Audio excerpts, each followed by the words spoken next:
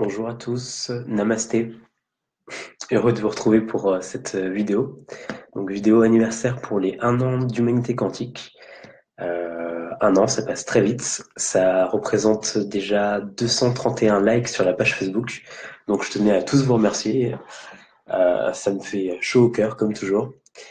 Alors pour ceux qui arriveront un peu plus tard, rassurez-vous, la vidéo est enregistrée, elle sera rediffusée, enfin enregistrée sur Facebook, vous pouvez la retrouver sur YouTube aussi. Et donc, encore une fois, n'hésitez pas à me rejoindre, à faire coucou, posez vos questions, j'y répondrai avec plaisir. Alors, donc, on va commencer par quelques news sur l'organisation. Ensuite, on va faire une petite rétrospective et des petits commentaires sur les articles. Donc là, ça va être l'occasion, si vous le souhaitez, de poser des questions en détail sur les sujets que j'y aborde. Et à la fin, bon, ça va être un peu freestyle, questions-réponses, on verra selon, selon la participation, selon le temps qui nous reste. Donc voilà. Donc commençons par les news. Alors, oui, donc prochainement, d'ici le milieu de l'année 2018, il y a 2 interviews qui seront postées. Donc voilà, c'est quelque chose qui me tenait à cœur de recommencer un petit peu les interviews et les vidéos en général. Donc voilà, 2 personnes, une auteure et une créatrice de bijoux quantiques. Enfin, vous verrez tout ça bientôt. Il y a aussi les journées de la compassion. C'est vrai que j'en parle très peu, à part quand c'est vraiment, on arrive vraiment à l'échéance, mais c'est un projet qui me tient beaucoup à cœur aussi. Donc pour ceux qui connaissent pas le concept, ce sont des événements Facebook où j'invite tout le monde en fait à devenir acteur du monde qui nous entoure. Donc pour cette journée-là, de faire preuve de plus de compassion, d'être ouvert, d'être exemplaire. Et alors, il y en a qui pourraient se dire, bon bah oui, c'est cool d'avoir de la compassion 1 jour par an ou 1 jour tous les trimestres. En fait, c'est surtout dans l'optique d'afficher que les valeurs que nous avons, des valeurs d'entraide, d'amour, de compassion, de tolérance. Donc l'important en fait dans ces événements, c'est vraiment de s'afficher comme participant ou alors intéressé. Et voilà, c'est vraiment pour montrer sur les réseaux sociaux qu'une autre solution est possible. En tout cas, c'est ce que nous pensons. Donc voilà, n'hésitez pas à partager, encore une fois, à participer, à commenter, et le jour J, à faire preuve de plus de compassion, d'être exemplaire. Si jamais les gens vous demandent pourquoi est-ce que tu as la banane comme ça, bah, dites-leur, je participe à la journée de la compassion, humanité quantique. Ça me ferait chaud au cœur. Alors aussi une grande nouvelle, c'est que je suis en train de créer une offre de biens et de services qui seraient diffusés, distribués via Humanité Quantique. Donc ça, c'est un peu la nouvelle que j'ai teasée depuis la fin de l'année dernière, on va dire. Euh, donc je vous rassure, il n'y a pas trop de changements pour le côté gratuit. C'est-à-dire qu'il y aura toujours les articles, le partage d'articles sur Facebook, les articles écrits sur le site internet et tout ce qu'il y a. Enfin, actuellement, voilà, ça changera pas. Simplement, c'est vrai que l'humanité quantique, c'est un projet qui est assez chronophage, qui est assez, enfin, ouais, chronophage, qui demande beaucoup d'énergie. Et donc voilà, c'est vrai que c'est intéressant pour moi, enfin pour nous, d'avoir un retour en fait sur l'énergie dépensée. Donc voilà, c'est pour ça qu'on a décidé de passer par un cadre un peu plus monétaire. Donc voilà, vous verrez plus de détails sur les articles, les biens, les articles, les services plus tard. Et voilà, je pense qu'on a fait le tour des news. Alors je vais regarder un petit peu si on a des commentaires ou quoi que ce soit. Pour l'instant, non. Alors, donc on va passer aux articles. Ah, pardon, juste la petite préparation. Alors, donc, peu de temps après la création d'Humanité Quantique, j'ai eu envie de quelque chose de plus, parce qu'à l'époque, il y avait que la page Facebook. Donc je partageais des articles d'autres pages, des articles trouvés sur Internet qui me paraissaient intéressants. Mais c'était pas assez personnel, il me manquait quelque chose, donc j'ai créé le site internet, qui d'ailleurs avait une autre version avant, je sais pas si vous le connaissiez avant, mais voilà, il était pas très ergonomique a posteriori. Donc il y a le site internet qui est arrivé et voilà, j'ai eu envie de partager un petit peu mon point de vue sur certaines choses et de propager, donc comme toujours, la certitude que tout est vibration, tout est fréquence. Enfin voilà, un peu le slogan d'Humanité Quantique. Donc j'ai commencé par un sujet qui n'est pas le plus simple. J'ai commencé par le but de la vie. Je trouve que c'était intéressant de commencer par ça parce que enfin finalement c'est un peu la question centrale de notre incarnation, de notre présence sur Terre. C'est pourquoi est-ce qu'on est là? Qu'est-ce qu'on peut faire pour changer les choses? Enfin, quel est le pouvoir qu'on a vraiment sur notre vie? Donc voilà, c'était quelque chose qui, qui me tenait à cœur de commencer par ça.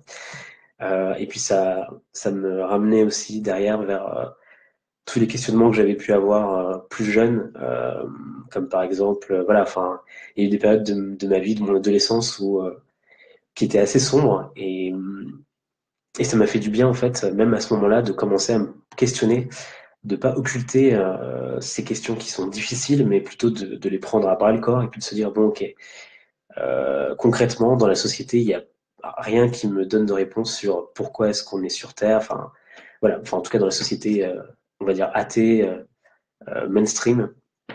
Et donc voilà, j'ai commencé à lire un peu de philosophie, à m'intéresser un peu à la science, à la physique quantique. Enfin, finalement, un peu une recherche de réponses. Et, euh, et donc voilà, ça m'a fait du bien d'obtenir des bribes de réponses au fur et à mesure du temps.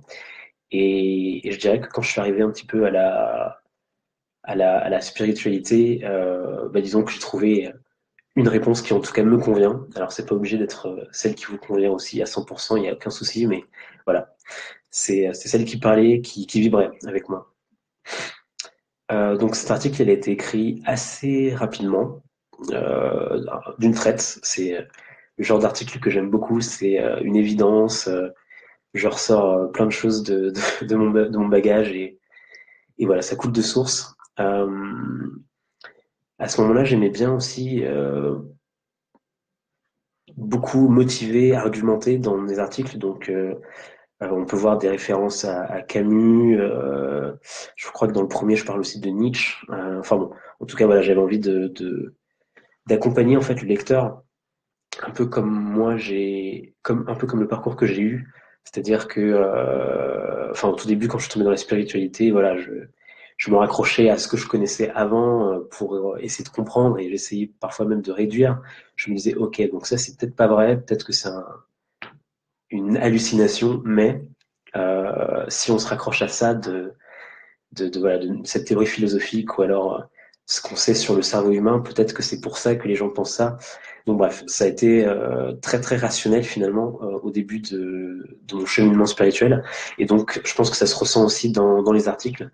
Et ça a été finalement aussi consciemment retranscrit de ce cheminement rationnel. Et donc oui, l'article se termine par le but de toute vie. Donc le but de toute vie serait éventuellement d'expérimenter et ouvre la question du sens de la vie, parce que le but et le sens de la vie, c'est deux choses totalement différentes.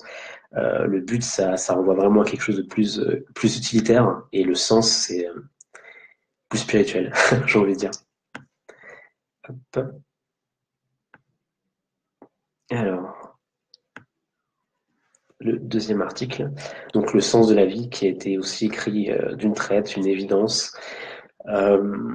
d'autant plus facile que c'était un rebond sur en fait ce qu'il y avait décrit la semaine précédente.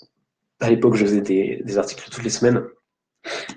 Donc voilà, toujours pareil, motivé par des philosophes, par des théories scientifiques. Par exemple, je parle de Big Chill ou Big Calm.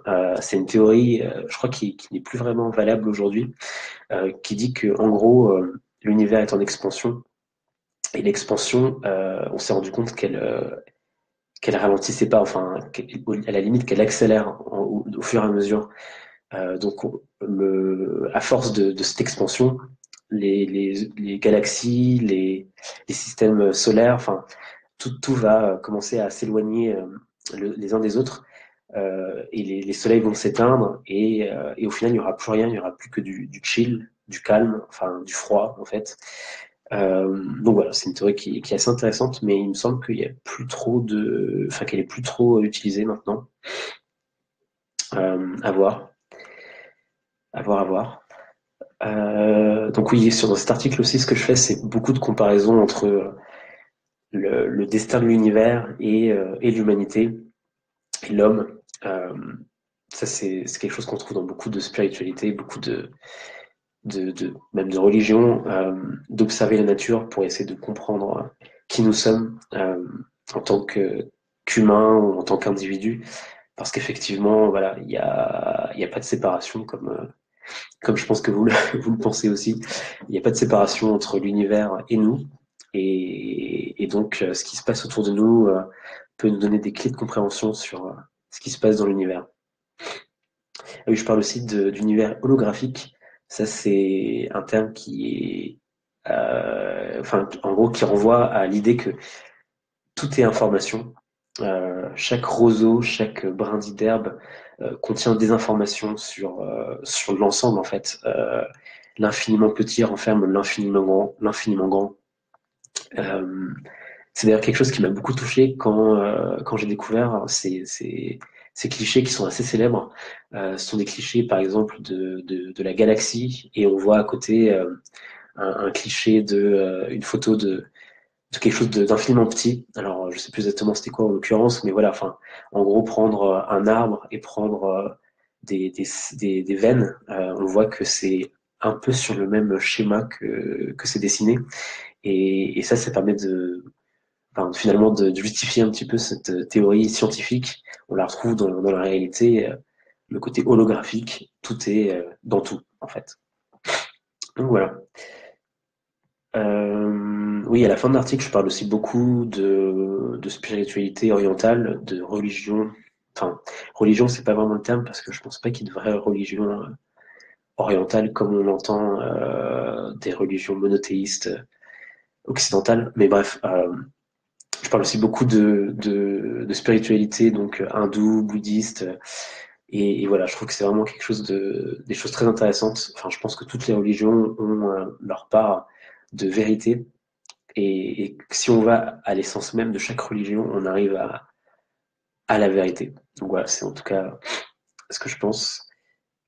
Et voilà pour les deux premiers articles, donc sur le but et le sens de la vie. Je vais regarder s'il y a des petits commentaires, des petites remarques. Non, pour l'instant, toujours rien. Donc je continue.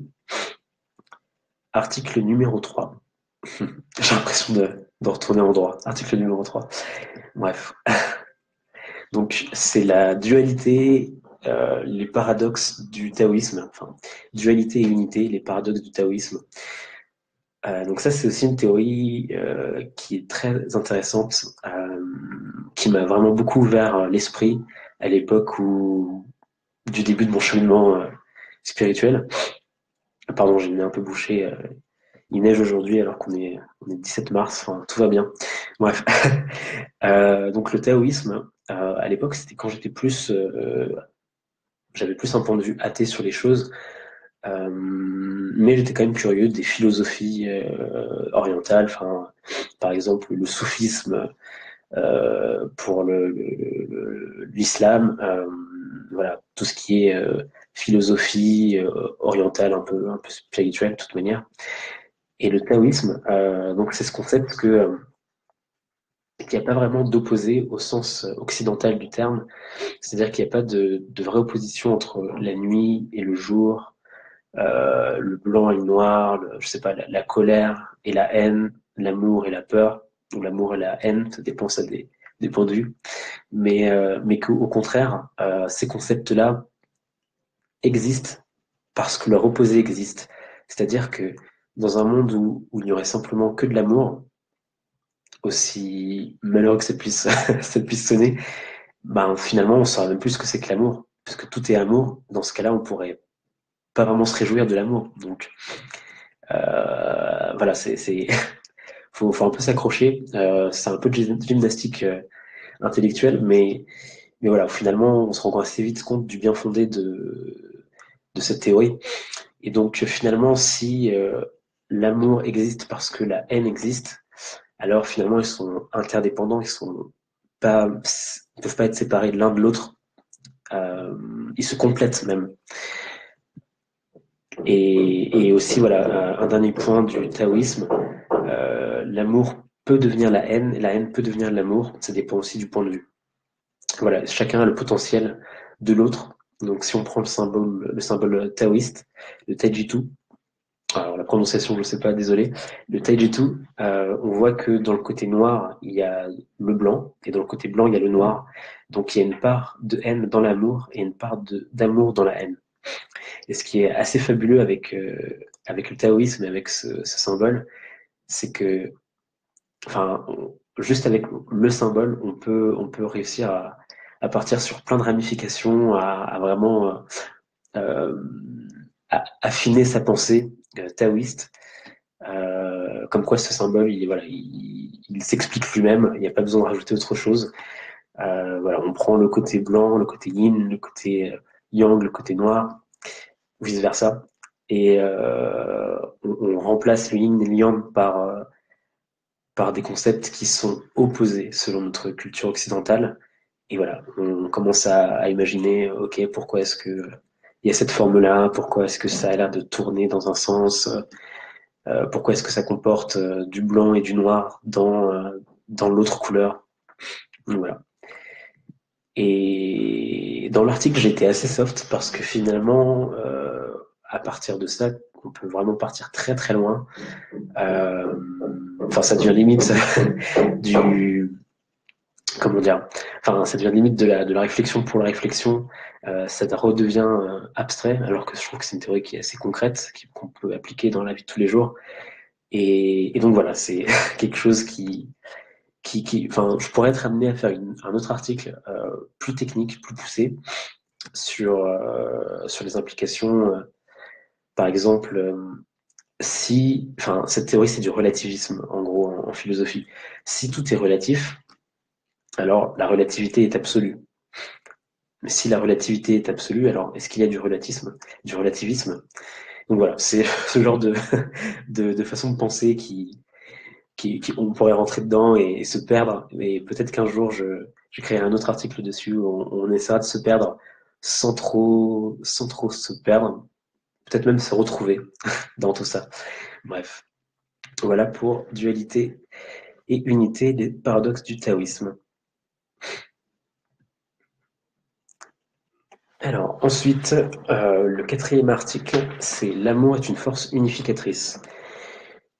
Alors, il y a quelque chose qui est beaucoup répété quand on s'intéresse à la spiritualité, aux différentes religions, aux différentes philosophies même. Enfin, spiritualité et philosophie, pour moi, sont deux pans d'une même réalité.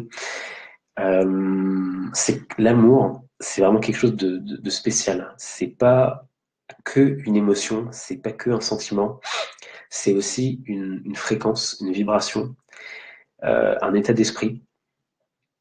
Il faut aussi distinguer entre l'amour, on va dire, humain, on va dire ça comme ça. Donc l'amour un peu conditionnel, je t'aime si jamais tu te comportes comme ça, si jamais tu es comme ça, si jamais tu m'apportes ça. Et si jamais tu ne respectes pas cette charte qualité, eh ben, mon amour pour toi s'éteint. Donc ça, c'est quelque chose de très humain. Alors je dis pas ça pour critiquer parce que je pense que c'est quelque chose qui a son utilité, qui a sa beauté, au-delà de son utilité. Mais voilà, il y a autre chose que cet amour humain. Il y a un amour qui est inconditionnel et qui est, je pense, l'élément qui permet aux sages de dépasser tout ce qui est mental, de dépasser tout ce qui est, enfin oui, de dépasser en fait le carcan de nos pensées. En fait, l'amour, c'est une pensée aussi, c'est une énergie propre. Et donc voilà, se baigner dans l'amour, c'est quelque chose qui est un peu l'objectif de chacun en spiritualité. Vivre amour, respirer amour. Donc voilà, j'ai trouvé important d'en parler.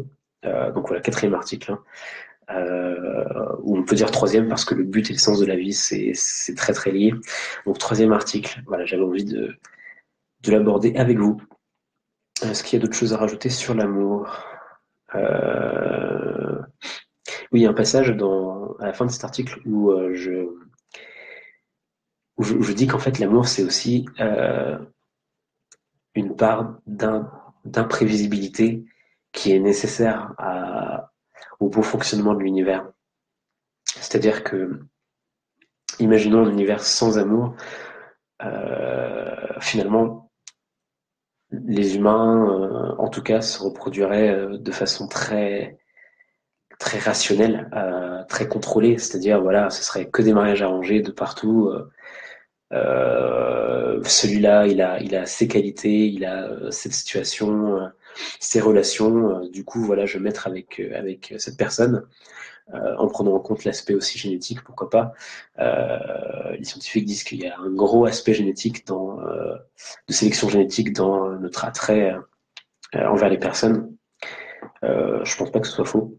Donc il y aurait oui, voilà, un aspect aussi génétique. Ah bon, voilà, cette personne a une bonne stature, donc ça, j'étais programmé pour penser que ça révélait un bon patrimoine génétique. Donc voilà, je me mets avec cette personne.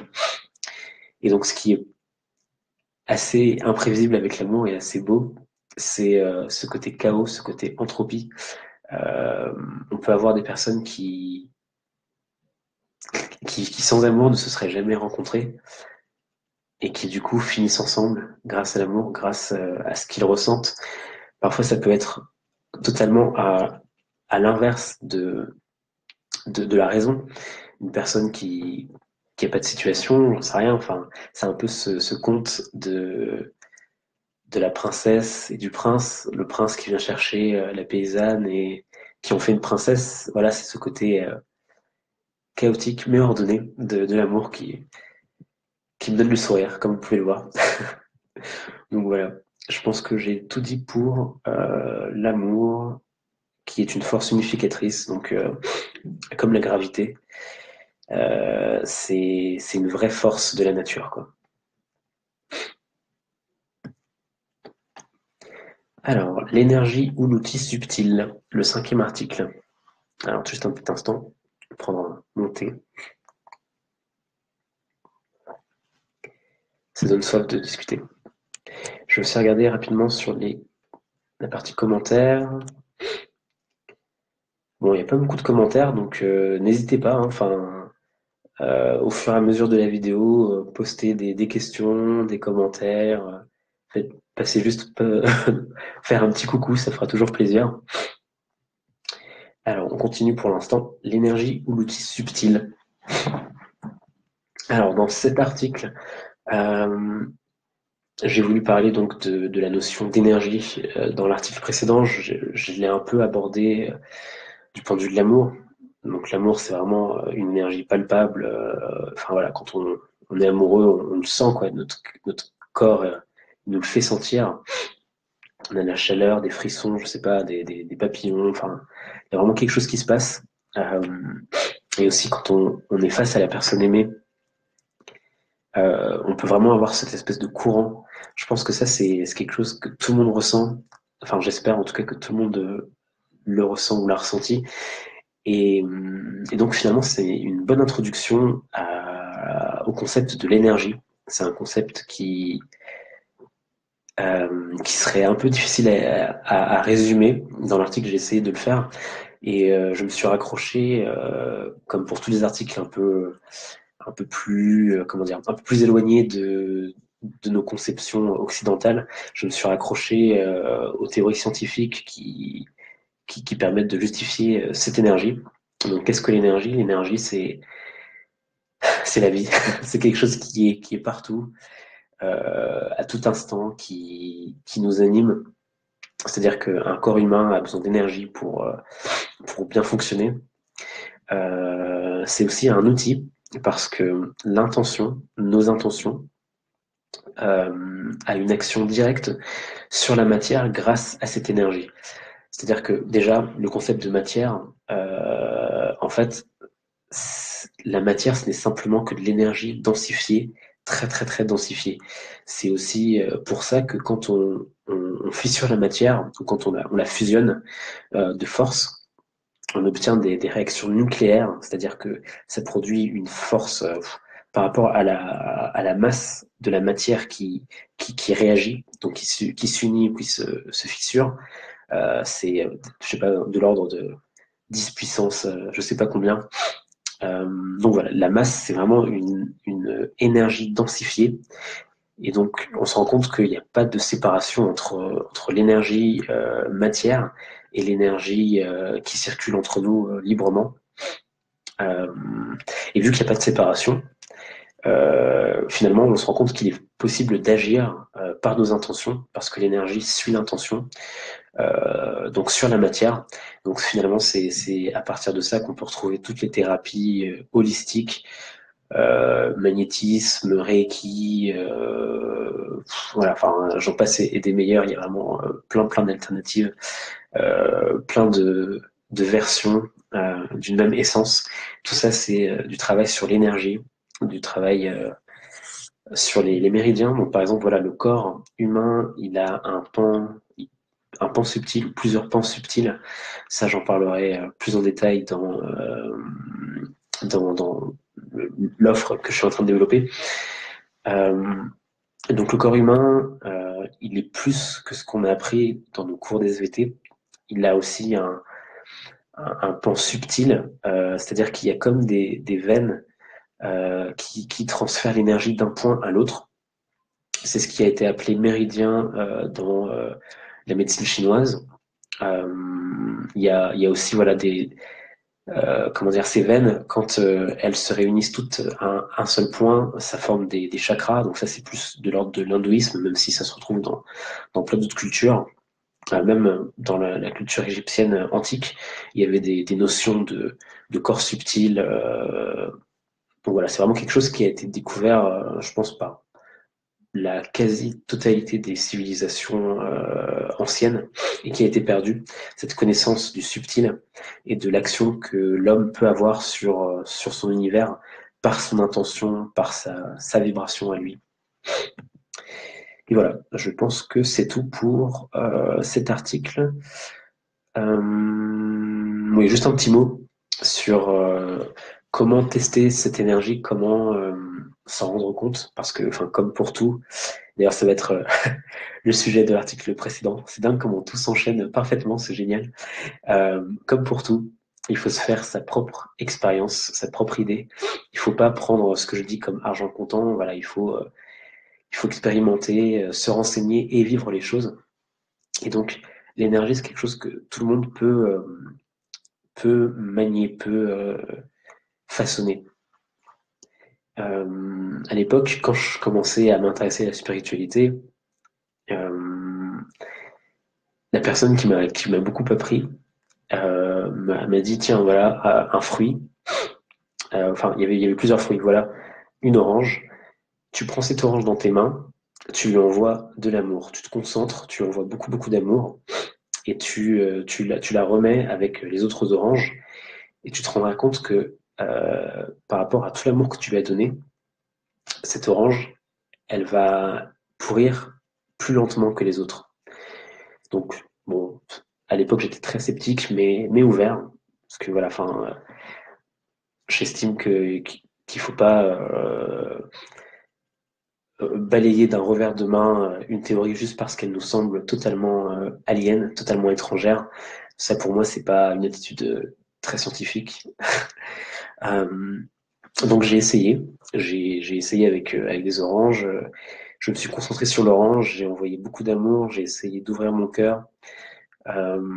Et j'ai vu qu'effectivement, cette orange avait pourri moins vite que les autres. Donc voilà, j'ai essayé de la marquer, de la mettre sur le côté par rapport aux autres pour bien les distinguer.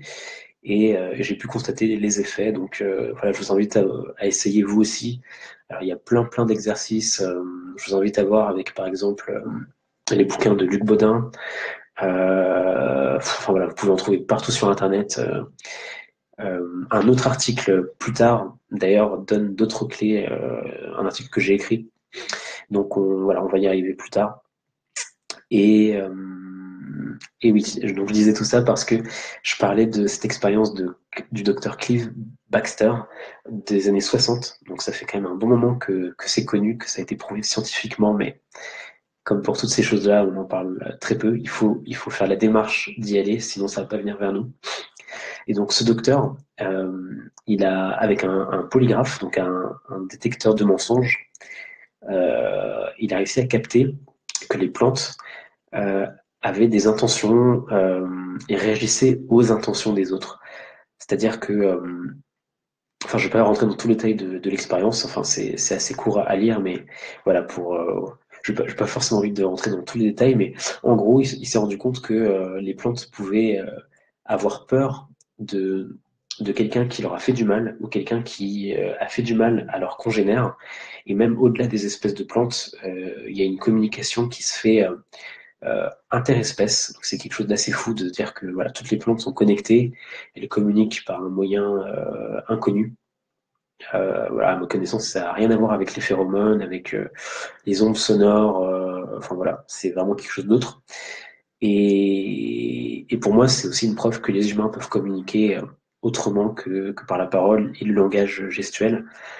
Ça me fait penser voilà, à ces fois où, je ne sais pas si vous, ça vous est déjà arrivé, mais euh, vous vous êtes retourné d'un coup et vous avez vu que quelqu'un vous regardait avec beaucoup d'intensité et c'est ce qui vous a donné l'envie de vous retourner alors que vous étiez de dos, enfin vous ne voyez pas du tout la personne auparavant, mais il y a une telle intensité qui peut être projetée qu'au-delà des sens, des cinq sens, il y a quelque chose d'autre qui peut capter.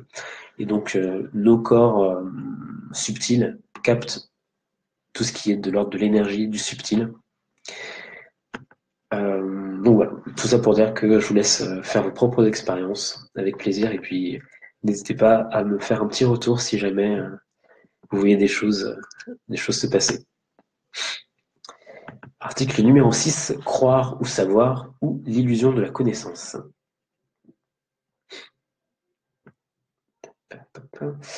Alors, donc cet article,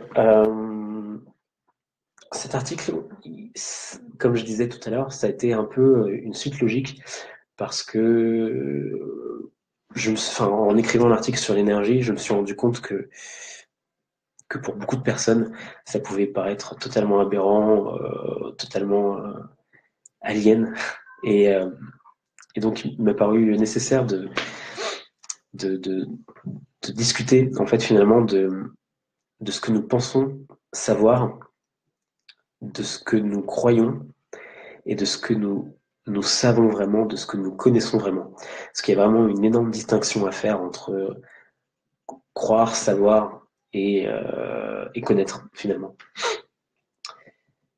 Je commence par faire le distinguo donc, entre ce qu'on croit savoir parce qu'on nous l'a dit. Donc en fait, là, on peut faire entrer 99% de ce que nous savons. Finalement, ce sont des expériences qui ont été faites par d'autres et dont les résultats nous ont été transmis et que nous avons intégrés. C'est-à-dire que, voilà, enfin, on nous a appris que la relativité, on nous a appris que la gravité, mais finalement, à part la personne qui a vraiment fait les calculs et qui a vraiment démontré la chose, elle, peut-être qu'elle connaît, qu'elle sait ces choses-là, mais toutes les autres personnes qui n'ont pas refait les expériences, finalement, il faut bien se rendre compte que c'est une croyance. On a cru ce qu'on nous a dit. Alors, il y a beaucoup d'autres personnes qui croient ça, et je dis pas que ce qu'on croit est forcément faux. Mais en tout cas, voilà, je veux juste bien montrer que finalement, c'est avant tout une croyance, tant qu'on ne l'a pas expérimenté nous-mêmes. Donc voilà, on en revient à expérimenter les choses soi-même pour se faire sa propre opinion. Et donc il y a vraiment une part de foi très très importante finalement dans tout ce que nous savons. C'est-à-dire que même quelqu'un qui se dirait athée, totalement athée, pas du tout ouverte à des philosophies ou de la spiritualité, et ben, cette personne, elle croit en rien. C'est-à-dire qu'elle choisit de croire qu'il n'y a rien. Alors, ce qui est particulier dans ce cas-là, c'est que le fait de croire qu'il n'y a rien autour découle aussi du fait que par nos perceptions physiques, évidemment, on peut pas se rendre compte du subtil. Donc, c'est quelque chose qui a l'air d'être ancré dans la réalité, enfin, d'être assez concret. Mais il y a quand même un aspect de croyance assez fort dans l'athéisme. C'est-à-dire que il y a cette même résistance face à des opinions qui sont contraires. Parfois, on peut même en trouver un certain prosélytisme. Voilà, il y a quelque chose de vraiment de l'ordre de la foi. Enfin voilà, je pense que les personnes qui ont été athées peuvent s'en rendre compte par eux-mêmes que c'est pas, enfin c'est vraiment croire en rien. Et quelque part, enfin quitte à choisir en quoi croire, autant croire en quelque chose parce que enfin, rien, c'est aussi quelque chose. On en revient sur le taoïsme. Rien, c'est aussi quelque chose, mais mieux vaut croire en quelque chose de positif, entre guillemets, que de croire en rien par la négative. Je sais pas si c'est très clair, mais bon, c'est pas grave. Et donc, à la fin de l'article, je parle d'intuition et d'empirisme. Euh, voilà, dans ce côté croyance dans le savoir, il y a quelque chose de très, enfin, qui me fait penser à Henri Bergson. C'est un philosophe que j'avais bien aimé quand j'étais plus jeune, qui parle d'intuition philosophique. Alors, je sais pas si je me rappelle bien de ce qu'il essayait de dire par là, mais en tout cas, moi, j'ai retenu que c'était cette espèce de sentiment quand quelque chose est contraire à tout ce qu'on a appris par le passé, ce sentiment de révolte, de rejet viscéral qui est pas du tout scientifique voilà, en l'occurrence, c'est ah non non, enfin là tu me dis qu'il y a des gens qui savent voler, non c'est totalement impossible, ça correspond à rien de ce que je sais. Donc ce que tu affirmes finalement, ça remet en cause qui je suis, euh, ce que je sais. Donc voilà, c'est des réactions qui peuvent être assez violentes.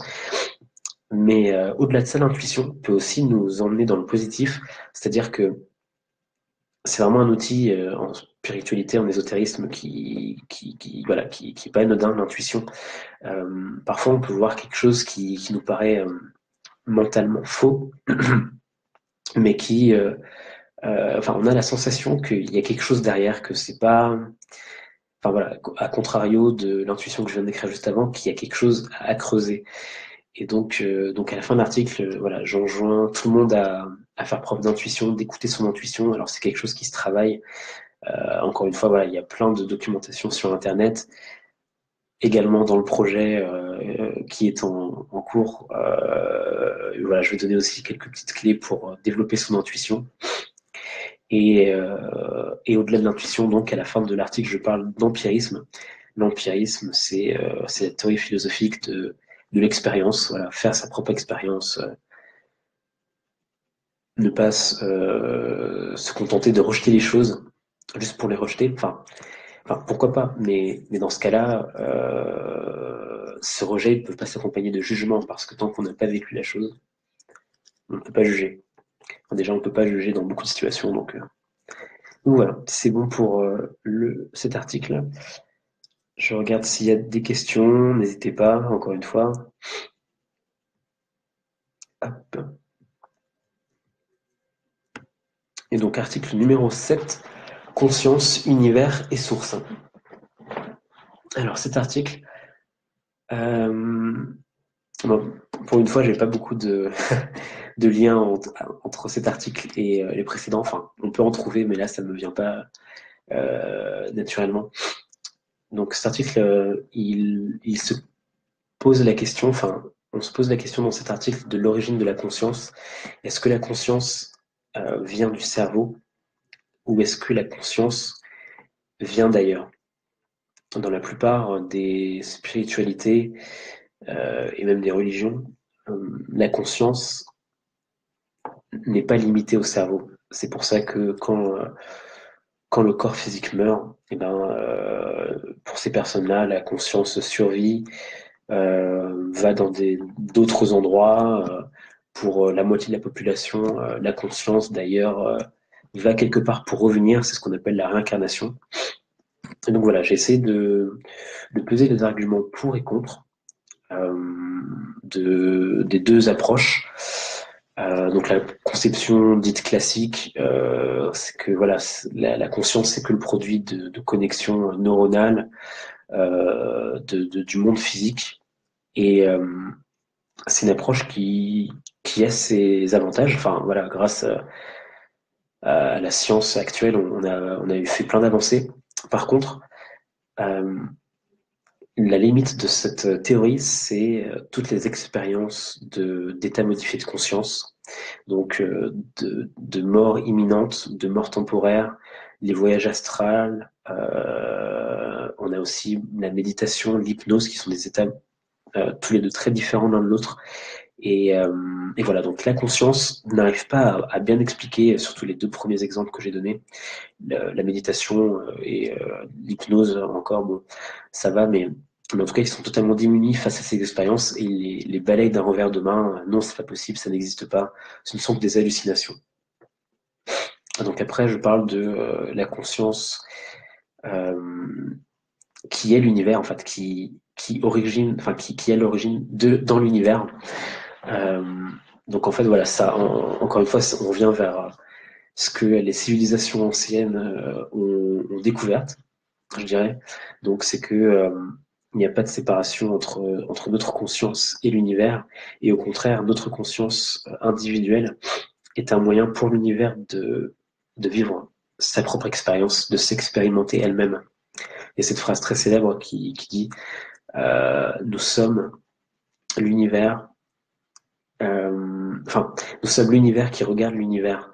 Quelque chose comme ça. Je sais plus exactement quelle est cette phrase, mais en tout cas, enfin, si j'arrive à vous la retrouver, elle est très très sympa et elle décrit très bien donc cette vision des choses que qu'il n'y a qu'une seule grande conscience, qui est l'univers, qui est Dieu, qui est la conscience universelle, la grande mère, le père de tout. Enfin, il y a beaucoup beaucoup de noms pour pour cette conscience, mais cette conscience pour se vivre elle-même, pour se comprendre elle-même, a choisi de s'incarner et de se diviser, avant de s'incarner, de se diviser en une multitude de choses. Donc on passe de l'unité à la division, à la dualité, mais c'est une dualité qui est voulue et qui a pour but d'expérimenter l'unité différemment. Voilà. Bon, après, je ne vais pas rentrer dans plus de détails que ça, mais c'est une vision des choses que moi, en tout cas, je partage pas mal. Mais à la fin de l'article, j'ai essayé de faire une sorte de synthèse. Donc, je pense qu'il ne faut pas rejeter totalement un côté ou l'autre. Je pense que la vérité est ailleurs. La vérité est au milieu. Je crois beaucoup en l'équilibre, enfin voilà, c'est quelque chose de très, très taoïste. D'ailleurs, l'équilibre entre deux théories, ben, je pense que la synthèse est plus proche de la réalité que les deux théories soient dites, enfin, soi-disant opposées. Et donc, dans cette synthèse, je pose l'hypothèse que la matière et la conscience sont, comment dire, enfin que les deux se sont créés en même temps en fait. La conscience au sens où on l'entend humain, forcément, elle s'est créée au moment où le premier humain est arrivé. Donc, dans un sens, c'est pas faux de dire que la conscience a son origine dans le cerveau. Mais la conscience, dans un sens plus large, la conscience de tout, la lumière, elle vient d'ailleurs, enfin, a précédé la conscience humaine. Donc, voilà, quand on veut vraiment, on arrive à concilier plusieurs théories Et encore une fois, je pense qu'on peut se rapprocher d'une plus grande vérité à travers ces théories-là, à travers ces synthèses. Alors, on va passer à l'article suivant. Quel monde changer?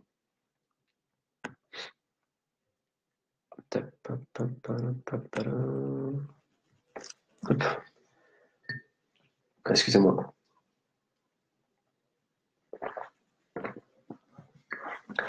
Alors, quel monde changer? Cet article, ça a été une évidence, pour en revenir aux évidences. Non pas pour dire que les autres articles ont tous été dans la souffrance, à part les deux premiers dont j'avais parlé au début, mais juste pour dire que je me suis retrouvé dans un état presque méditatif où les mots dépassaient mes doigts. Et voilà, donc c'est vraiment ce genre d'article que je prends beaucoup de plaisir à écrire. Donc en gros, la question de l'article Quel monde changer, j'avais envie d'apporter la réponse spirituelle qui est assez connue, mais voilà, enfin c'est vraiment quelque chose qu'il faut propager parce que on peut se perdre dans des causes qu'on peut penser opposées. C'est-à-dire, on peut se dire qu'on va donner pour Amnesty International, qu'on va donner pour Action contre la faim, Médecins sans frontières, et on va se dire que, oulala, mais pourquoi est-ce que d'autres personnes font des dons à, je sais pas moi, 30 millions d'amis, ou je sais pas, ce genre de cause animale. En fait, voilà, s'il y avait un monde à changer, il faudrait que ce soit d'abord et avant tout notre monde à nous, notre monde intérieur. Comment faire ça? Justement par la pratique spirituelle. Elle n'a pas besoin d'être très forte, hein. On n'a pas besoin de méditer tous les jours pendant 3 heures, de se perdre dans les méandres de la conscience, sortir de son corps. Je sais pas, enfin, ce genre de choses, c'est pas forcément nécessaire, mais juste l'envie de d'être meilleur. Je pense que c'est ça en fait qui devrait être la base de tout. Et c'est sur ce point-là qu'on pourrait tous se retrouver en tant qu'être humain, au lieu de se disputer pour des conflits enfin, pour des raisons économiques, politiques, religieuses. Voilà, on peut tous se retrouver sur l'envie de laisser un monde sain à nos enfants, un monde viable, au-delà de sain, viable, parce que ça c'est vraiment la grande question climatique. Enfin voilà, enfin, on est vraiment en train de détruire le monde et jusqu'à, enfin, combien de temps encore est-ce que nos enfants pourront vivre sur Terre? Donc voilà, en gros, ce qui a motivé cet article. Je regarde en détail s'il y a des choses qu'il faut que je mentionne en plus.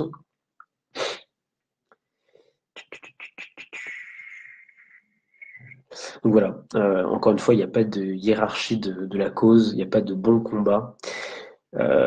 Toutes les causes se valent. Alors ça fait très, comment dire, ça fait très nihiliste de dire ça. Toutes les causes se valent. Mais c'est juste pour dire qu'il ne faut pas avoir de jugement sur quelqu'un qui va plus être sensible à la cause animale par rapport à la cause humaine. Voilà, il y a vraiment plein de sensibilités et la compassion, elle n'a pas de frontières, elle n'a pas de. Enfin, voilà, il faut que la compassion touche tout le monde. Euh, donc voilà. Et voilà, je pense que j'ai fait le tour déjà sur cet article. Ouais, j'ai fait le tour. On en arrive aux derniers articles. Donc ensuite, ça a été le monde intérieur. Donc là, il y a une transition logique. Quel monde changer? Le monde intérieur, c'est celui qu'on doit changer, que c'est notre priorité à tous. Donc ça, c'est l'article juste avant, le 8e article. Et donc cet article-là, c'est OK, changer notre monde intérieur, pas de souci. Mais est-ce qu'on connaît vraiment notre monde intérieur? Qu'on, oui, enfin, est-ce qu'on le connaît vraiment? Et comment le travailler? Donc c'est ce qui a motivé cet article. Donc là, j'ai fait point par point les différents corps. Donc il y a le corps physique, le siège de notre incarnation, le point d'ancrage des autres corps, parce qu'il y a 7 corps subtils. Donc ça, encore une fois, je vous invite à l'expérimenter et pas à le prendre pour argent comptant. Il y a le corps physique, le corps éthérique, le corps astral, le corps mental, le corps causal, le corps bouddhique, le corps de l'amour, le corps spirituel, et le corps atmique divin. Donc, corps par corps, j'explique un petit peu dans cet article, mais très très succinctement, comment est-ce qu'il fonctionne. Par exemple, le corps physique, comme on l'a vu, c'est de la matière, donc c'est l'énergie la plus dense, la plus lourde, ce qui implique qu'il faut beaucoup d'énergie pour la façonner, pour la modifier. Oui, je parle aussi du fait que les maladies, finalement, peuvent toutes trouver leurs origines dans les autres corps, en particulier le corps astral, le corps mental. Ce sont des blocages énergétiques dans ces corps-là qui se transmettent au corps d'en dessous. Donc après, c'est éthérique et ça se termine par le corps physique. Et c'est pour ça que les médecines holistiques, en soignant donc le corps mental et astral, peuvent nous permettre de soigner le corps physique. Et c'est pour ça donc qu'il y a des médecines sans aucun contact, sans aucune manipulation physique, parce que c'est de la manipulation spirituelle, on va dire, subtile. Donc le corps physique, ensuite il y a le corps éthérique. Le corps éthérique, c'est le deuxième corps. Il est très très lié au corps physique. En gros, voilà, dans l'article, je donne quelques éléments pour essayer de le ressentir. En fait, finalement, c'est l'avantage de ce corps-là, c'est que c'est le corps le plus simple à ressentir pour tout le monde. Et d'ailleurs, si vous voulez, on peut faire l'expérience qui est décrite dans l'article. Alors, vous allez prendre vos deux mains et les mettre à une distance un petit peu éloignée l'une de l'autre, et vous allez vous concentrer sur vos ressentis, sur vos mains. Vous allez vous détendre, respirer profondément, concentrer sur le ressenti de vos mains, et doucement vous allez rapprocher vos mains l'une de l'autre jusqu'à sentir quelque chose. Alors, là où c'est un peu compliqué, c'est que ce quelque chose varie de personne en personne, c'est-à-dire que pour certains, le toucher subtil, le contact des corps subtils, ça se traduit par des picotements, pour d'autres c'est plus de la chaleur, pour d'autres ça peut être du froid, enfin voilà, ça dépend vraiment de la personne, et c'est ce qui fait que c'est un peu plus dur à quantifier, à partager en tout cas avec d'autres personnes. Mais voilà, en tout cas, vous allez le ressentir, enfin, si vous faites vraiment attention à vos mains, à vos paumes de vos mains, vous allez finir par ressentir, voilà, là, personnellement, là, je ressens quelque chose. Et pour m'en convaincre que c'est vraiment quelque chose et que c'est pas... Enfin, pour me convaincre qu'il y a vraiment quelque chose, ce que je fais, c'est que je fais un petit mouvement circulaire. Et là, bah, voilà, une sorte de picotement. Pour moi, c'est un mélange de picotement et de chaleur. Alors, si vous avez du mal, enfin, n'hésitez pas à rapprocher, à les éloigner.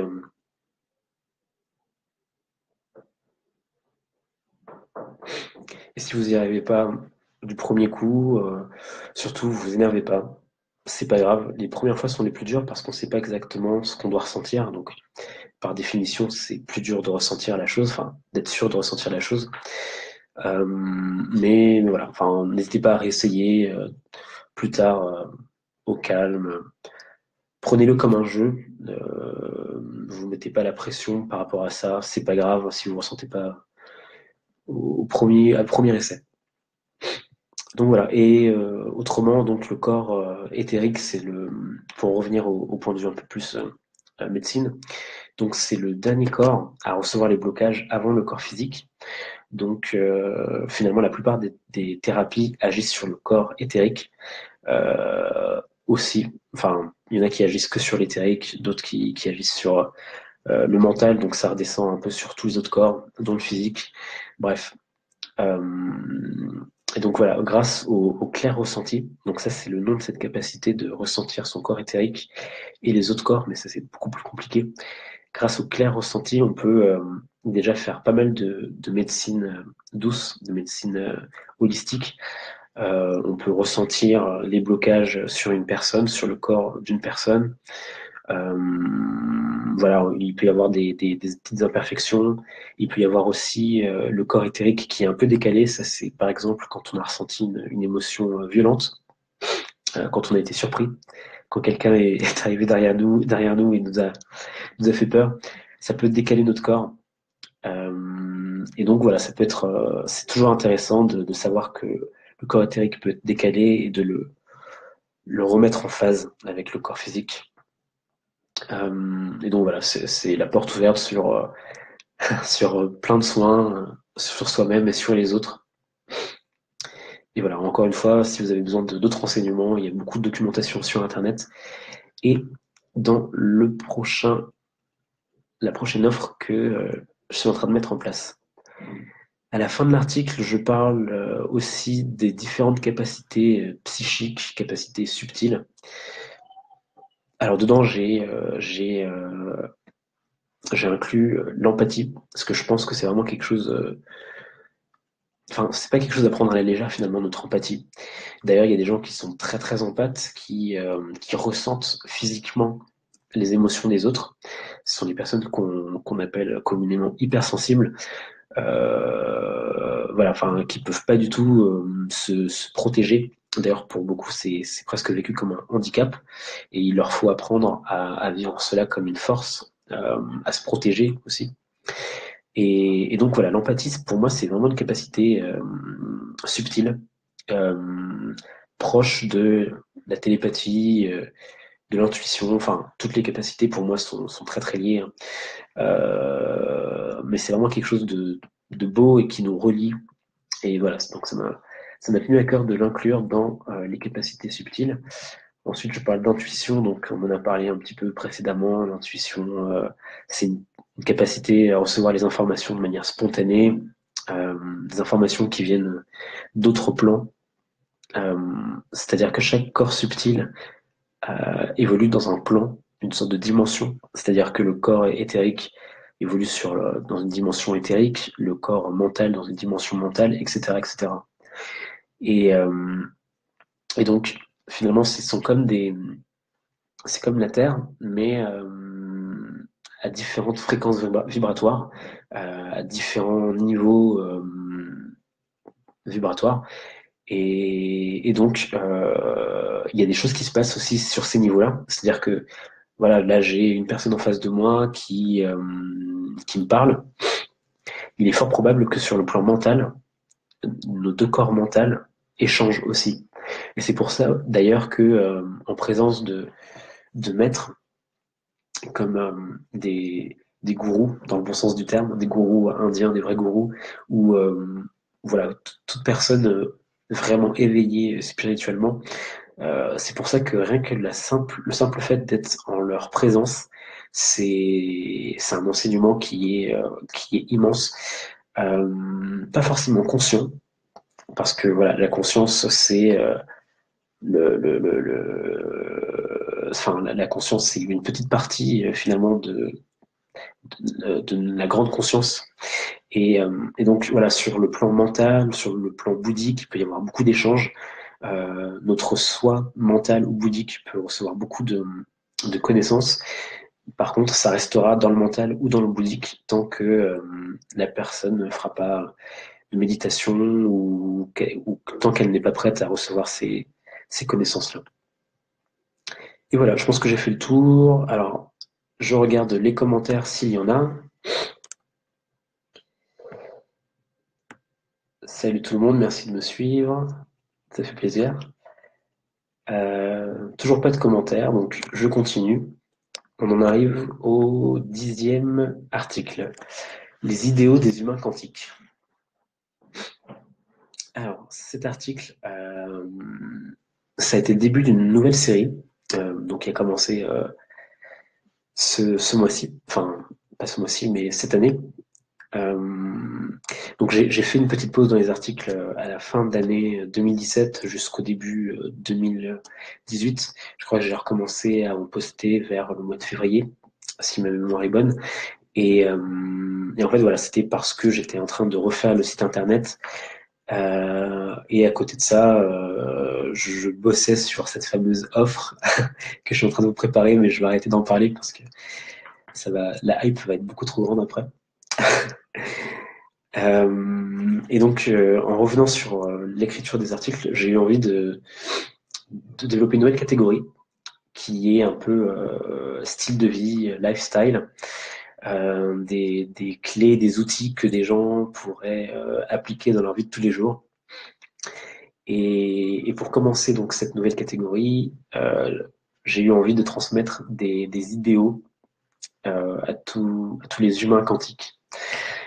Alors, pourquoi le terme d'idéal, d'idéaux? C'est de référence finalement aux idéaux du Reiki.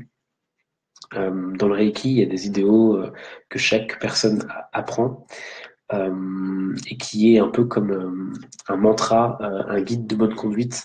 Et je trouve que ce concept est vraiment intéressant. Je trouvais que c'était un moyen simple et efficace de partager une vision du monde, une façon d'être. Et c'est quelque chose qui finalement se retrouve dans plein d'autres domaines, plein d'autres choses, comme par exemple les 4 accords Toltec de Don Miguel Ruiz. Je pense que la plupart d'entre vous connaissez ces 4 accords. Et pareil, c'est une sorte de guide de façon de se conduire, de bonne conduite. Donc je me suis dit pourquoi pas faire mes propres idéaux, mon propre guide de bonne conduite. Donc j'ai essayé voilà, de chercher un peu dans mes influences spirituelles, on va dire. Et vu que j'ai une affinité particulière avec les chakras, parce que ça a été une de mes premières expériences un petit peu inexplicable, on va dire, inexpliquée. Je commençais à peine la méditation et c'était plus pour le côté détente qu'autre chose. Mais je suis tombé sur des vidéos de méditation guidée qui étaient basées sur les chakras. Donc bon, pourquoi pas, la voix était apaisante, je me suis dit allons-y, faisons ces méditations-là. Et donc j'ai fait ça pendant des semaines. Et un soir, donc je fais une méditation sur le chakra du plexus solaire, voilà, le chakra solaire. Et, et là, je commence à ressentir vraiment une chaleur, mais indescriptible dans l'estomac, à l'endroit du chakra du plexus. Et sur le coup, j'ai été vraiment surpris. Je me suis dit, waouh, enfin, peut-être que c'est pas que des bêtises tout ça. Enfin, peut-être qu'il y a vraiment une réalité physique, physionomique au chakra et à tout le reste. Par la suite, bon, il y a eu d'autres expériences, mais voilà, donc ça reste quand même quelque chose de très particulier. Enfin, même quand j'étais plus jeune et que j'étais pas du tout dans tout ça, à chaque fois j'entendais le mot chakra, ça vibrait, je sais pas, il y avait quelque chose qui me plaisait dans ce concept. Donc je suis parti des chakras pour ces idéaux-là. Et en fait, chaque chakra, comment dire, il renferme une sorte de d'idéal en lui-même. Il a une sorte d'objectif émotionnel, un état, une philosophie qui est un peu un objectif. Et à côté de ça, il y a des émotions qui le bloquent ou disons des états d'esprit qui peuvent le bloquer. Par exemple, le chakra racine, le premier chakra, qui se situe à la base de la colonne vertébrale. Ce chakra, il gère un petit peu tout ce qui est de l'ordre de la survie, du sentiment de paix, de sécurité. Et il est bloqué par donc le sentiment de peur. Et encore une fois, je vous invite à expérimenter tout ça. Mais quand le chakra il n'est plus bloqué, l'énergie circule convenablement. Et comme on disait juste avant, l'énergie qui circule, c'est signe de bonne santé. Donc je suis arrivé en partant de ces émotions, de ces objectifs des chakras à des affirmations positives. Donc ça c'est aussi un concept très intéressant qui a encore plus motivé la création de cette catégorie style de vie. Donc les affirmations, ce sont des phrases qu'on peut se dire pour changer notre façon de penser. Généralement, ça ne prend pas une fois. Enfin, c'est des phrases qu'il faut répéter régulièrement le matin, le soir, les dire à haute voix, les dire mentalement dans sa tête, peu importe. L'important, c'est dans la fréquence, dans la régularité. Et l'action bénéfique des affirmations positives, c'est de contrecarrer les pensées erronées qu'on a acquises pendant notre enfance. C'est-à-dire, par exemple, si, je sais pas, si un enfant s'entend dire toute son enfance, oui, t'es bon à rien, voilà, quelque chose d'horrible, mais qui pourtant est très très répandu. Tu es bon à rien ou t'es nul, même si c'est quelque chose qui part pas d'un sentiment forcément très négatif.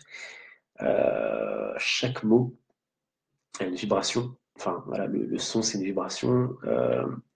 Et la vibration a une fréquence, et quand on dit quelque chose de très négatif, la fréquence est très basse et ça affecte négativement la personne qui reçoit la parole. Ça affecte aussi négativement d'ailleurs la personne qui dit la parole. Euh, Enfin voilà, du coup c'est vraiment quelque chose à éviter à tout prix, toutes ces phrases très négatives qui ont pour but de rabaisser, même en général, dire je n'aimerais pas faire ça, c'est toujours moins élevé en vibration que de dire j'aimerais faire ça. Tout de suite, il y a une énergie qui se dégage de cette phrase. Et oui, il y a un truc intéressant, c'est que l'inconscient, euh, lui, ne comprend pas le négatif. C'est-à-dire que quand on dit à quelqu'un ne pensez pas à un éléphant rose, voilà, tout de suite, la première chose à laquelle vous pensez, c'est un éléphant rose. Donc, quand vous dites des phrases négatives, il y a vraiment une double lecture que votre inconscient peut faire. Donc déjà, elle va intégrer le négatif et puis elle peut intégrer aussi le positif. Donc voilà, tout ça pour dire qu'il faut faire très attention à ce qu'on dit. Et les affirmations positives vont venir soigner, entre guillemets, toutes ces choses mauvaises qu'on a intégrées consciemment ou non. Euh, et donc, je me suis dit que j'allais prendre les affirmations positives, les transposer aux différents chakras. Et c'est comme ça que sont nés les 7 idéaux des humains quantiques. Alors, il y a le premier idéal, j'ai confiance en l'univers, en l'humanité et en moi. Donc là, voilà, on vient travailler sur le sentiment de peur et à contrario de confiance, de sécurité, de paix.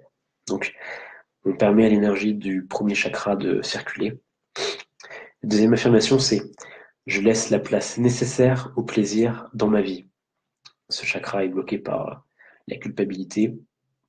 Donc ça permet de moins culpabiliser, de se rendre compte que le plaisir est une part importante de notre expérience sur Terre. Le troisième idéal, c'est je suis volontaire, libre et indépendant. Donc voilà, ce chakra a quelque chose à voir avec la volonté. Ensuite, le chakra du cœur, le chakra qu'on pourrait dire, enfin l'un des plus importants en tout cas. J'aime toute la création sans condition. Le chakra de la gorge, j'exprime ma vérité et écoute celle des autres. Donc, voilà, il y a expression et écoute, la communication en général. Le chakra du troisième œil, mon intuition et mon discernement guident mes pas. Et hop, j'ai perdu la page. Euh, le dernier chakra, enfin le dernier des 7 chakras principaux, parce qu'il y a beaucoup d'autres chakras, mais c'est encore une autre histoire. Je fais partie de l'univers et l'univers fait partie de moi. Voilà pour cet article. Alors, un petit tour au niveau des commentaires. Et on est reparti sur l'avant-dernier article 11.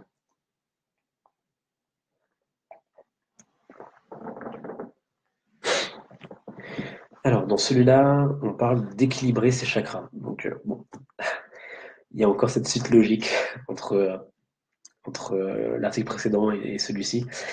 Donc, dans celui-là, je reviens sur le fait qu'on a un petit peu parlé des corps subtils précédemment dans l'article 8, non, l'article 9, pardon, le monde intérieur. Mais qu'on n'a pas parlé de ces centres énergétiques qui influent vraiment sur notre façon de voir le monde, notre rapport au monde. Donc j'ai commencé à en parler dans l'article précédent, le chakra pardon, racine est lié à notre état de bien-être, de paix, et il est bloqué par la peur. Et un chakra, voilà, enfin, il peut fonctionner donc un peu de manière déficitaire, c'est-à-dire qu'il n'y a pas assez d'énergie qui passe dans ce chakra-là. Il peut être à l'équilibre, c'est le but généralement de toute pratique. Et il peut être excédentaire, donc on a beaucoup trop d'énergie du chakra racine, par exemple, pour prendre cet exemple. Et ces trois états différents induisent des comportements différents. C'est-à-dire que quand on a le chakra racine qui est comprimé, quand on n'a pas assez d'énergie, de paix, de sécurité, donc on a peur, forcément notre vision du monde elle change quand on a peur. On voit le monde différemment. Ça, c'est pas quelque chose voilà, c'est quelque chose qui est assez facile à comprendre. Et a posteriori, quand c'est excédentaire, on peut ressentir peut-être un surplus de confiance qui n'est pas justifié et ça peut se traduire négativement dans nos relations aux autres. Alors par exemple, là dans l'article, excessif, donc égoïsme, tendance matérialiste, besoin de domination. Voilà. Et donc voilà, je fais le point sur chaque chakra dans cet article. Comment ça se passe quand il est excédentaire, quand il est déficitaire, enfin récessif. Et aussi, voilà, chaque chakra a des liens, enfin, vu que l'énergie, c'est une question de fréquence, chaque chakra a une énergie qui lui correspond. Et chaque fréquence, finalement, enfin, les fréquences sont des choses qu'on retrouve partout. Ça peut être du son, voilà, les différentes notes sont des fréquences différentes. Ça peut être de la couleur. Sur le spectre lumineux, ce sont des fréquences différentes aussi. Ça peut être aussi des éléments. Alors là, effectivement, j'avoue que j'ai pas forcément plus d'explications que ça. Je l'ai un peu pris comme une donnée quand je me suis renseigné sur les chakras, mais chaque chakra aurait un élément. À la limite, on pourrait se dire que c'est pour les visualisations, quand on essaie d'équilibrer ces chakras par les visualisations, on peut être amené à s'imaginer enraciné dans la terre, par exemple pour le chakra racine, et visualiser qu'on est enraciné en terre, c'est vrai que ça aide à se sentir mieux. Donc c'est peut-être pour ça qu'il y a ces éléments qui sont liés. Et donc dans l'article, je décris aussi chaque fréquence, enfin chaque note, chaque couleur, chaque élément qui est lié au chakra, aux différents chakras. Et la deuxième partie de l'article, donc c'est ce qui justifie le fait que celui-ci est aussi dans la partie lifestyle, dans la partie style de vie, pardon. C'est que je donne plein de méthodes, de techniques pour équilibrer ces chakras au quotidien. Alors voilà, c'est pas obligé de le faire au quotidien, ça peut être une fois par mois. Bon, le plus est le mieux, effectivement. Mais voilà, ça peut être quand vous le sentez. Et il y a beaucoup de techniques différentes pour équilibrer ces chakras. Il y a, par exemple, les méditations guidées dont je vous avais parlé précédemment, pour l'article précédent, utilisaient beaucoup des techniques qui sont répertoriées dans cet article. Donc il y avait la respiration, parce que c'était des méditations, donc méditation va avec respiration. Il y avait des visualisations, vu que c'était une méditation guidée, il y avait de la musique, une musique qui était sur la note, basée sur la note qui correspond au chakra. Il y avait des affirmations, il y avait aussi du chant, donc bon, c'est un peu par rapport au son aussi, des mantras. Voilà. Je parle aussi de quelque chose d'assez intéressant, ce sont les codes d'activation. Enfin, je pense que j'aurai l'occasion d'en reparler plus tard. Là, je vois que l'heure passe et que c'est déjà bien, c'est bientôt fini. Et je parle aussi pour finir dans cet article de lithothérapie, donc c'est les soins par les pierres, parce que les pierres aussi vibrent à des fréquences particulières et ces fréquences peuvent entrer en résonance avec notre corps et nos chakras. Donc voilà, porter une améthyste par exemple, c'est quelque chose qui équilibre pas mal le chakra du troisième œil et coronal, l'améthyste. Voilà, enfin, après je vous laisse vous renseigner pour plus de détails. On en arrive au dernier article que je viens de poster aujourd'hui sur le site, donc le 17 mars 2018, pour ceux qui regarderont en replay, on va dire. Donc c'est Samsara, le cycle des incarnations. Dans cet article, donc, j'ai voulu aborder le sujet de la conscience qui survit au-delà du corps physique, au-delà de la vie, enfin au-delà de la mort. Et donc voilà, je pars de beaucoup de résultats scientifiques, de résultats d'études scientifiques. Il y a aussi des instituts en France et ailleurs qui étudient les phénomènes d'état modifié de conscience. Donc c'est tout ce qui est expérience de mort imminente, de mort temporaire, les voyages astrales, méditation, hypnose, et peut-être encore d'autres que j'ignore. Et donc ces instituts-là, en s'intéressant en particulier aux expériences de mort imminente ou expériences de mort temporaire, ils en sont venus à la conclusion qu'effectivement, il y a quelque chose qui survit après la mort, il y a quelque chose qui survit même quand la personne est en état de mort clinique. Son encéphalogramme est plat depuis plus de 15 secondes, et pourtant, la personne qui vit cette expérience de mort temporaire, elle se voit de l'extérieur pendant que l'encéphalogramme est plat. Elle arrive à voir ce qui se passe pendant qu'elle est morte. Elle arrive à voir les pensées des gens, enfin à les entendre, à les voir. Les émotions, elles peuvent se déplacer par la pensée justement. Les personnes qui les relatent parlent, voilà, je pensais à telle personne qui se trouvait très très loin et instantanément je me suis retrouvé face à elle. Voilà, c'est vraiment des choses qui sont assez folles. Je me rappelle qu'à l'époque où j'ai découvert tout ça, j'étais éberlué. Enfin, je me disais, mais comment est-ce qu'on il peut y avoir ces expériences qui sont menées et ces conclusions scientifiques et personne qui en parle, enfin, quasiment personne qui en parle en tout cas. Donc encore une fois, comme je l'ai dit plus tôt, ce sont des choses où il faut faire la démarche de se renseigner. C'est vraiment un cheminement à faire. Il faut vraiment avoir une volonté. En tout cas, à l'heure actuelle, c'est comme ça que ça fonctionne. Et si on n'est pas curieux de ce genre de sujet, on ne peut pas tomber sur ces connaissances-là. Et ouais, voilà, en gros, peut-être que plus tard ça changera et que, en tout cas, je l'espère que la société sera plus ouverte sur ces choses-là. Donc là, dans l'article, on reparle encore des expériences de mort imminente, de toutes les choses qui font qu'a priori, enfin, il y a toujours le doute scientifique, hein, et quand un scientifique pose les résultats d'une étude, c'est jusqu'à preuve du contraire. Ça, c'est quelque chose qui est implicite. Mais à l'heure actuelle, ils n'ont pas d'autre explication que d'admettre que la conscience puisse sortir hors du corps et rester consciente. Et pour reprendre les termes des personnes qui ont vécu donc ces expériences de mort imminente, en fait, à la limite, une fois hors du corps, la conscience se réveille. Finalement, notre incarnation serait, d'après leur récit, comme une sorte de rêve, et la réalité, ce serait à côté, au-delà.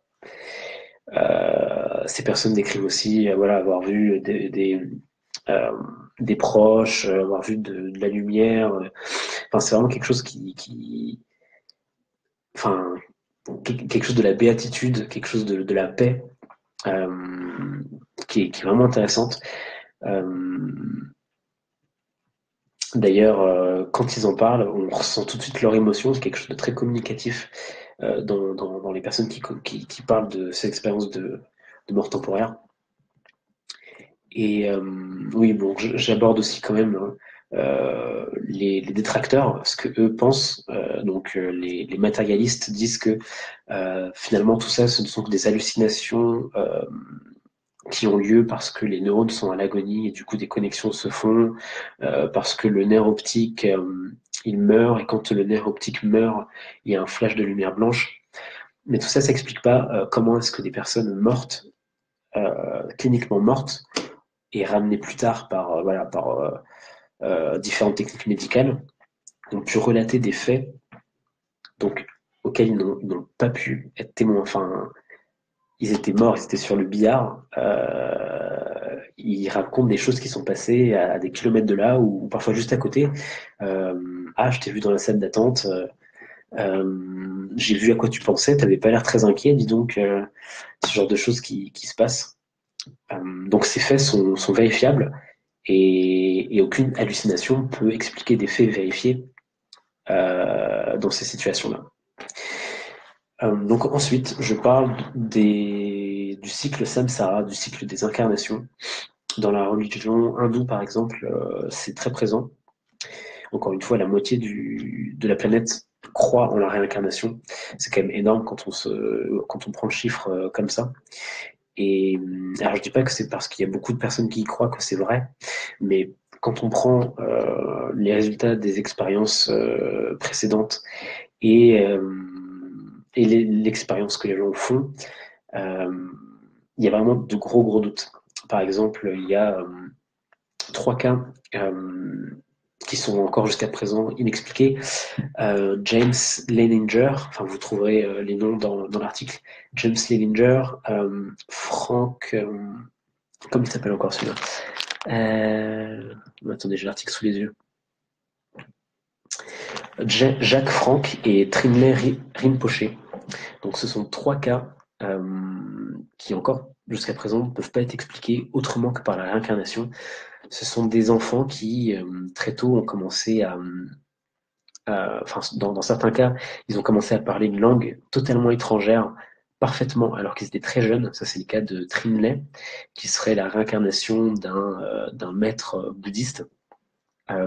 Quand ses parents ont été, alors je sais plus si c'est en Thaïlande ou, enfin, quand ils ont été en Asie, parce qu'ils étaient un petit peu dans le bouddhisme eux-mêmes, quand ils ont été en Asie et qu'ils ont assisté donc à une cérémonie religieuse, le petit garçon, il est parti voir le maître spirituel, il s'est mis sur ses genoux, et le maître spirituel a dit: Ah bah tiens, toi t'es cette personne, tu es la réincarnation de cette personne. Le petit devait avoir 1 an. La moitié d'année plus tard, enfin 6 mois plus tard, 1 an et demi, le petit parle couramment le tibétain, une des langues les plus difficiles du monde apparemment. Limite, il l'a appris avant le français, alors que ses parents sont français, ils vivent en France, et le petit n'a pas arrêté de demander très très jeune, il faut qu'on retourne. Faut qu'on retourne au Tibet, enfin dans ce pays, il faut que je devienne moine, voilà, c'est là qu'est ma place. Et à force d'insister, ses parents, bah, ils ont fini par le laisser partir. Enfin, un enfant de, je sais pas, de 3 ans qui insiste autant, qui veut pas manger de, de viande qui a pas été, enfin, qui veut pas manger, qui a les coutumes, dirons-nous, du pays, de l'autre incarnation. Enfin voilà, il y a quand même des signes qui sont assez fous. Rapidement, il y a aussi le cas de James Leninger. Donc c'est la réincarnation apparemment d'un pilote de la Seconde Guerre mondiale. Pareil, tout petit, il faisait beaucoup de cauchemars. Il voyait sa mort, enfin la mort de la personne qu'il était avant. Et il commence à décrire à ses parents et il commence à donner des détails très troublants. Il donne le nom du bateau sur lequel il se trouvait, l'île sur laquelle il s'est écrasé au Japon. Il donne le nom de coéquipiers avec lui à un âge très très avancé, quoi. Donc les parents, pareil, ils ont fait des recherches et puis ils se sont rendus compte que tout ce que le petit sortait était vrai. Voilà, tout ça pour dire que au niveau expérience, au niveau rien que majorité, enfin, d'un point de vue religion, culture, il y a de gros doutes sur le fait que la réincarnation soit possible. Moi, personnellement, je choisis d'y croire. Bon, après, chacun fait comme il veut, chacun est libre, et ce que je dis toujours par rapport à l'humanité quantique, c'est prenez ce qui vibre avec vous, laissez le reste, euh, ça viendra ou pas. Et voilà, je crois qu'on a fait le tour de tous nos articles. Alors, salut Fleur. Donc là, n'hésitez pas si vous avez des questions. Ça peut être sur les articles, ça peut être sur moi, ça peut être sur plein de choses. Euh, Allez-y, enfin, marquez vos questions.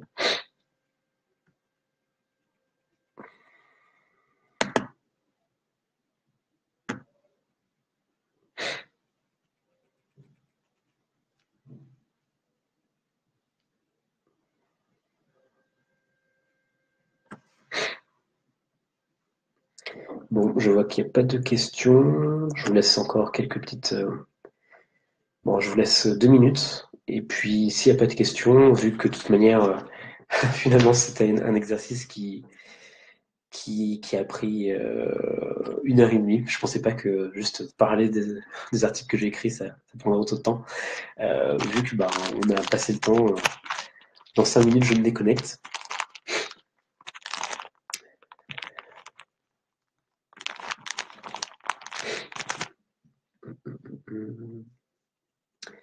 En tout cas, comme toujours, j'espère que la vidéo vous aura plu.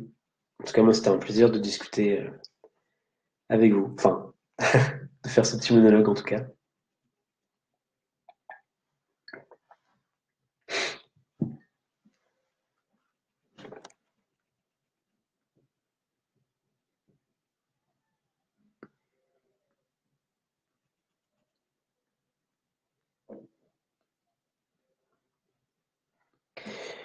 Alors, je reviens.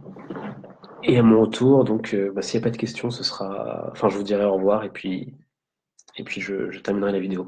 À tout de suite.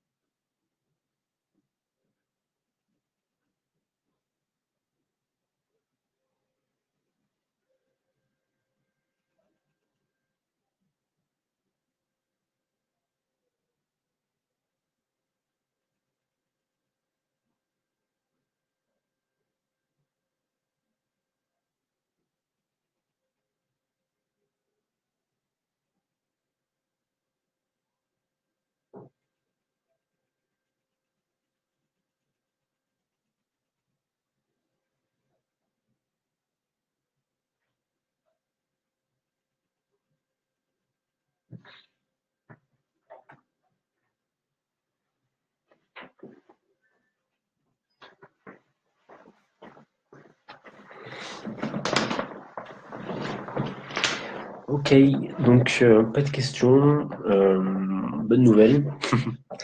Bon, bah écoutez, j'ai juste à vous dire au revoir dans ce cas-là. Merci à tous d'avoir suivi l'émission en direct. On est une petite poignée. Je vois là sur Facebook, mais c'est pas grave. J'imagine qu'il va y avoir d'autres personnes qui vont regarder la vidéo plus tard, quand ils auront le temps, ou pas d'ailleurs. Bref, c'est pas la question. Moi, en tout cas, ça a été vraiment un immense plaisir de partager un peu de ma passion avec vous et de vous faire découvrir un aspect behind the scenes, un aspect un peu avant la rédaction des articles et pendant la rédaction des articles. Et voilà, donc portez-vous bien, prenez soin de vous. Euh, Et je vous souhaite à tous de briller, d'être de véritables lumières sur votre entourage, par votre exemplarité, par votre beauté intérieure. Voilà. Je pense que j'ai fait le tour. N'hésitez pas à commenter, à partager et namasté.